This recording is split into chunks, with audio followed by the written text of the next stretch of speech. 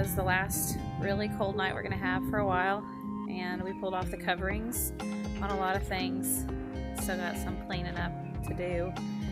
Some of our tomatoes are really stressed. I'm not sure what we're going to do. We're going to see how they bounce back. But we have a corn field, is what I call it.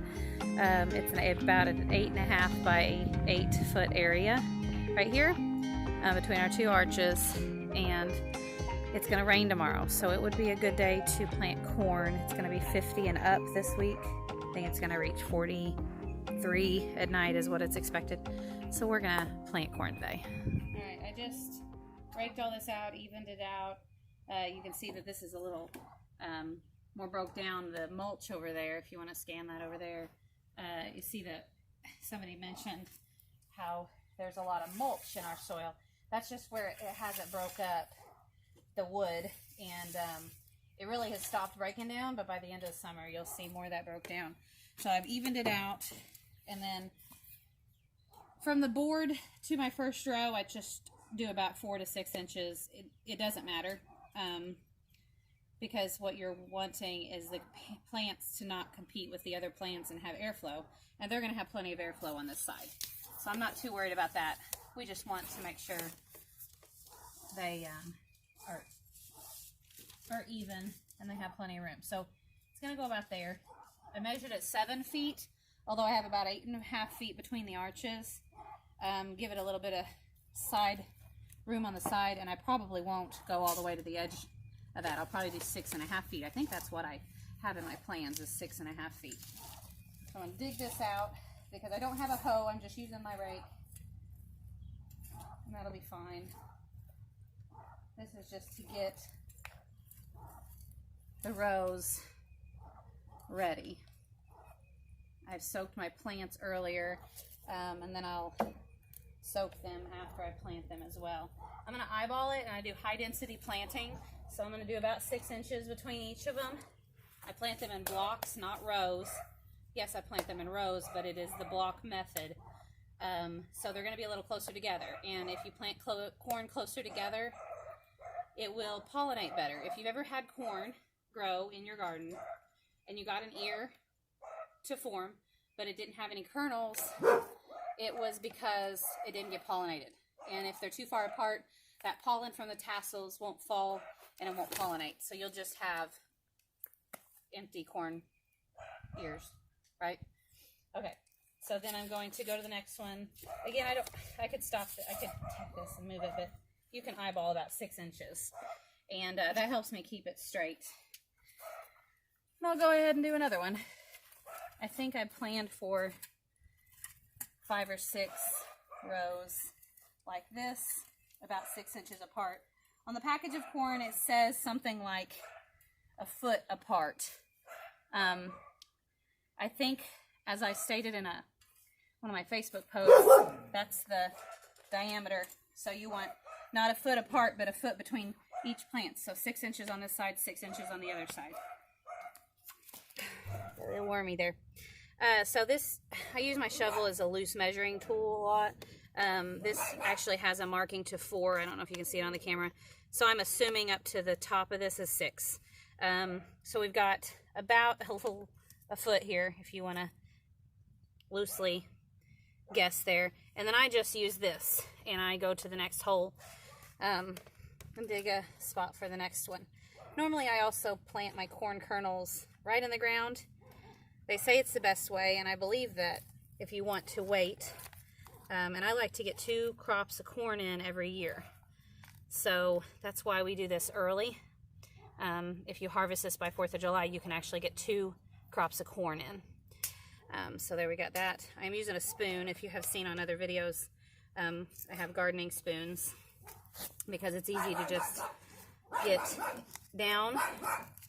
My dog's losing her mind. And get all of that root up. You don't want to disturb that root as much as possible because it'll cause a little bit of shock for him. And it's shock that they can bounce back from, but you know, the healthier the better. So you just go down there. Oh, get him. I'm going to cover a little bit of the stem, but not all of them, especially where the leaves are splitting. You don't want to cover that.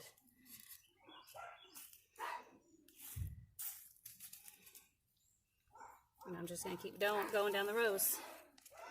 Something I forgot to mention, I'm putting about a teaspoon or so in when I plant. I use Trifecta. I get it from My Gardener. We'll try to figure out how to link that at the bottom, right? So I just take this stinky stuff and I'm going to come down here and just take that might be a teaspoon by the time it sticks, and I'm going to put it in there. You know, people were telling me to put a fish in your corn. That would be ideal, right? But I don't have a lot of fish in my yard. So this actually is going to provide all those nutrients. Back in the day, they didn't have stuff like this available. And this has a lot of fish nutrients. It has things from chicken meal, chicken feathers, chicken, everything. So you can look it up online on migardener.com, and it's going to add all of the nutrients and the micronutrients to your plants. So that's what I'm going to continue doing, just getting a level out teaspoon, putting it in the bottom, and then I'm going to skip him because he's too little, and I'm going to put him in a smaller row. Put him down there, cover him in, and let me pack that down and just push them down. Same thing with the air pockets. You don't want air up around their roots. All right, and I'm going to keep doing this until I run out of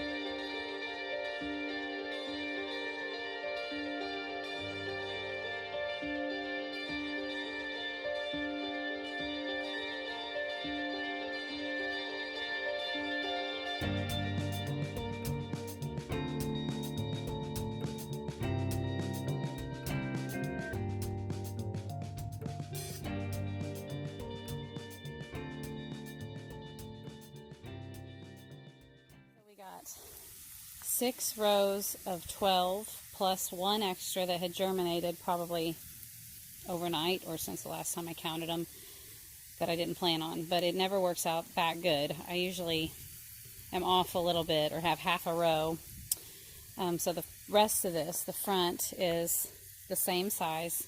We got right to the middle of the hog panel on the back arch, the back of that arch, so the second hog panel. We'll have some edamame, some squash, and I might have to put okra up here because I'm running out of room. Okra and corn can both get what they call earworm. Gets in the ears of the corn. But we'll see. We've only had that 1 year out of the 4 or 5 years I've gardened in this property. So that'll be next to come. Thank you for watching.